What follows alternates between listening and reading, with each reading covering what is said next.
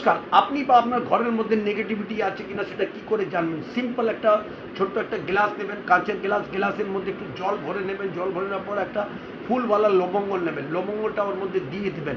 আর সারাটি ঘরে আপনি ঘুরে নেবেন গ্লাসটা নিয়ে, আবার তারপরে মধ্যভাগের মধ্যে চলে আসবেন। এসে দেখবেন যদি লবঙ্গটা আপনার জলের মধ্যে ভাসছে, তাহলে ভাববেন আপনার ঘরে কোনো রকমের নেগেটিভিটি নেই।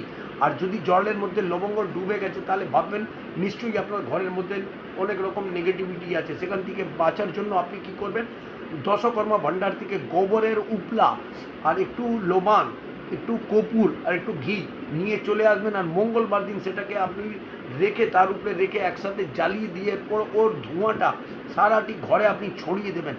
ছড়িয়ে দেওয়ার পর এই ক্রিয়াটা পর পর সপ্তাহে আপনি 3 দিন করবেন, মঙ্গলবার, বৃহস্পতিবার, শনিবার, পরপর 4 সপ্তাহ এটা আপনি করে দেখুন। আপনার ঘর থেকে আর আপনার জীবন থেকে যত রকমের নেগেটিভিটি আছে সব দূর হয়ে যাবে।